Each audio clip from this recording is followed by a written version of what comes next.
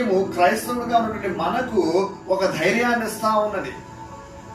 దేవుని యొక్క వాక్కు మనతో ఈ రోజున మాట్లాడుతూ ఉన్నది ఏమిటంటే, చూడు, ఆకాశ పక్షులను మీరు చూస్తా ఉన్నారు, ఆకాశ పక్షులను మీరు చూస్తా ఉన్నారు, అవి విత్తవు కోయవు కదా, అవి సమకూర్చుకునవు కదా, వాటన్నిటికీ నేనే కదా పోషించువాడని నేను వాటికి కావలసిన సమస్తాన్ని కూడా అనుగ్రహిస్తా ఉన్నాను కదా. అయితే మీరు వాటికంటే శ్రేష్ఠులై ఉన్నారు కదా. అలా ఎంత చక్కని మాట మనం ఈ రాత్రి నేర్చుకుంటా ఉన్నాం. వాటికంటే మీరు శ్రేష్ఠులై ఉన్నప్పుడు మీ గురించి నేను ఆలోచించడం లేదా, మీ గురించి నేను పట్టించుకోవడం లేదని మీరు అనుకుంటున్నారా? ఎందుకు ఇతరుల వలె, లోకంలో ఉన్నటువంటి వారి వలె మీరును కూడా ప్రయాసపడుతూ మరి ఎక్కువగా ఆందోళన చెందుతూ చింతిస్తూ ఉన్నారు. మనలో చాలా మంది ఆ రీతిగా చింతిస్తా ఉన్నామంటే దేవుని వాక్యము ఈ రాత్రి మనతో మాట్లాడుతూ ఉన్నది.